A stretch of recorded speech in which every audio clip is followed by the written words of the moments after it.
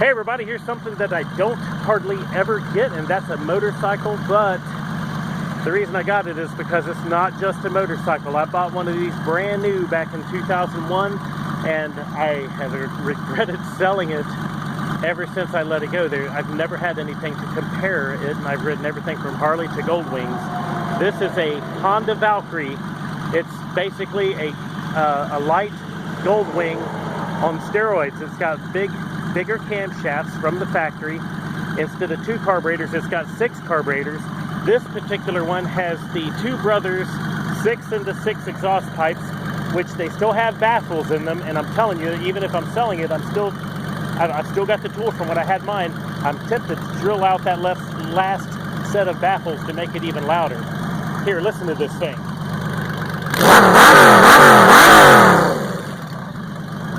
Enough to make the hair stand up on the back of my neck. But this is a 6-cylinder engine. When these were installed, the carbs were rejetted and everything tuned and made it to the exhaust. There's no popping and cracking when you accelerate and then coast down at a high RPM with the clutch still engaged. So it's not going to go like that, you know, like you hear a lot of motorcycles doing. It would probably do that a little bit if I drilled out the last set of baffles, but it still wouldn't hurt it. Right now it is at a peak efficiency and is totally tuned to the exhaust. This thing is a beast anyway. Without that exhaust, it was rated at 104 horsepower with like 98 foot-pounds of torque. This is a 1998 model. That is unheard of. That's almost unheard of today.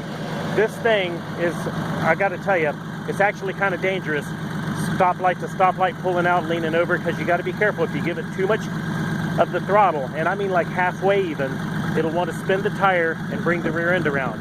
I took it home and showed it to my wife. I said, hey, you remember that one I used to have, and talked about all that crazy stuff I did. I had a car tire on mine for a short period of time. You talk about something that feels weird when you're going through curves.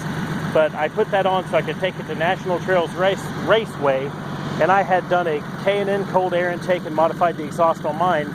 And I ran a 10.34 second quarter mile, and nobody could believe it. Of course, the bike that I was racing against beat me because it was a trailered-in professional bike.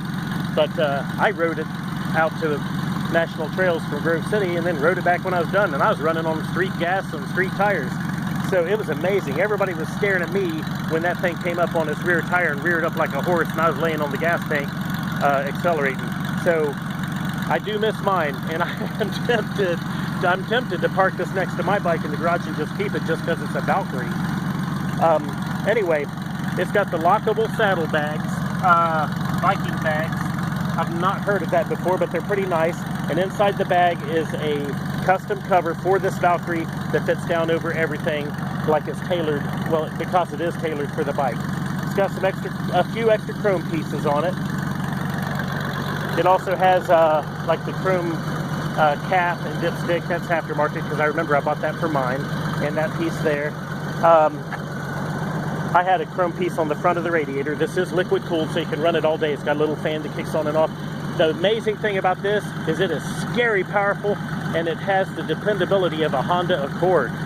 It's really, really weird to say that, but it's the truth. I would have liked this on mine. I didn't have the side lights, but it's got the side lights right here, and you click them on and off like that. Anyway, the tank doesn't have any blemishes or marks on it.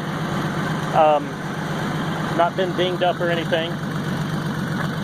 And the tires are in good shape. They're not new, but they're in good shape. They'll last you till the end of next summer, like fall of 2021, you'll want to get a set of tires. It's running on synthetic oil. It's got the K&N oil filter on it. And also it has the 5-position adjustable rear shocks.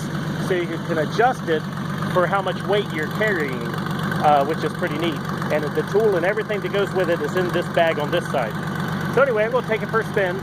Oh, it has 37,000 miles on it, which is really nothing. These Honda 6-cylinders run several 100,000 miles, and I've seen these with 80,000+ miles that still look like new. And there's probably higher mileage, and I'm just talking about the ones I've seen for sale. There's probably even higher mileage versions than that out running around with. You just don't do anything to them. You never have to do anything to them. Change the oil, Every now and then clean your air filter, like your K&N air filter. I guess that's it. So, oh yeah, it's got the luggage rack, which is kind of cute. I didn't have that on mine. I had a Corbin seat on mine. I spent like, I think it was like $1,200 on the Corbin seat, and this exhaust is $1,400 and something just for the pipes and gaskets before you have it installed and have everything mated to it. So there is about $2,000 in it just for the pipes and setting it up properly for those pipes. This is an incredible deal, and it's only because it's the end of the season, really, and I'm listing it now in August. So that's the only reason that it's so inexpensive. It's like, really, it's like an opportunity, man. So I'm going to pause this and let my son hold the camera while I take it down the road there so you can hear it going.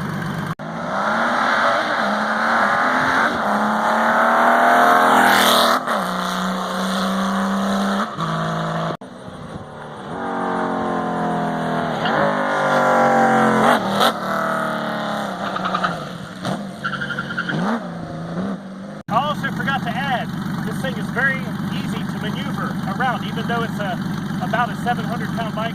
Extremely maneuverable at a low speed, very nimble, and the center of gravity is so low you can swing it back and forth, just flick it back and forth almost like a sport bike.